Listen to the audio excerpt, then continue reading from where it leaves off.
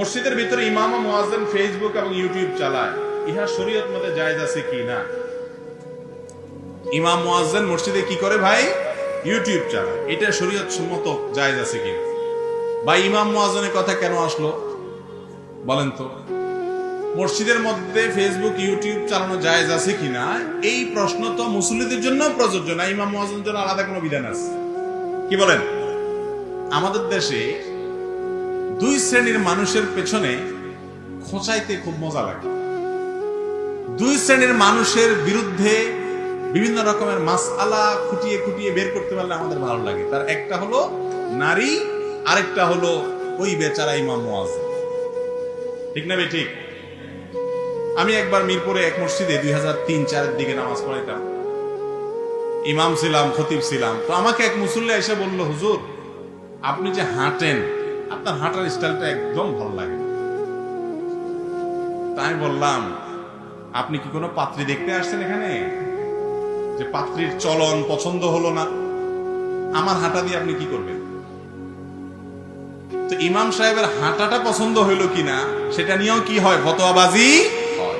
ভালো করে শুনে রাখেন, যারা নিজেদের এলাকাতে একটু প্রভাবশালী আছেন, শুধু হুজুরদেরকে খোঁচান, হুজুরদের পিছে লাগেন, খোঁচাখুচি করেন।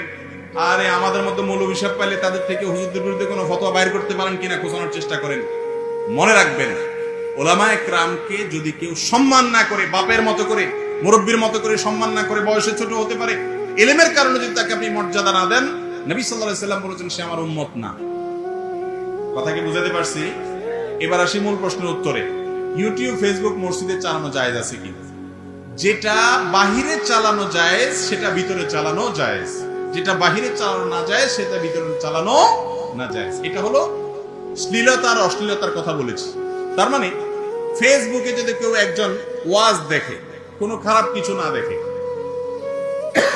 তাহলে এটা বাহিরেও জায়েজ আছে, মসজিদেও কি আছে? জায়েজ আছে। যদি কোনো অশ্লীল কিছু দেখে, খারাপ কোনো কিছু দেখে, সেটা বাহিরেও দেখাও। কথা কি বুঝাতে পারছি? বাহিরে যেটা দেখা নিষেধ সেটা মসজিদেও দেখা যায়। তবে হ্যাঁ, ফেসবুক, ইউটিউব এগুলো চালাইলে আশেপাশে অ্যাড আছে, খারাপ জিনিস নিজে না চাইলেও অনেক সময় চলে আসে, মিউজিক বা বেজে উঠে, অনেক সময় আশেপাশে মুসল্লিদের ব্যাঘাত হতে পারে।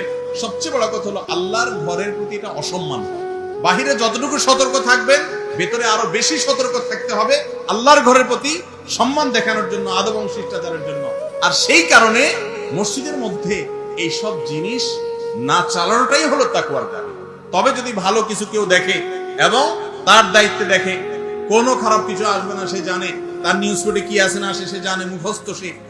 সাধারণত খারাপ জিনিস তার নিউজ ফিডে আসে যে খারাপ জিনিসে ক্লিক করে, যে খারাপ জিনিসে কখনো ক্লিক করে না তার কাছে এগুলাও আসে না, এটাই সিস্টেম।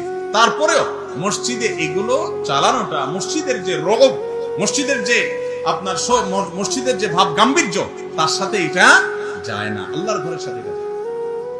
এই জন্য এটা না করাই হলো উচিত এবং কর্তব্য।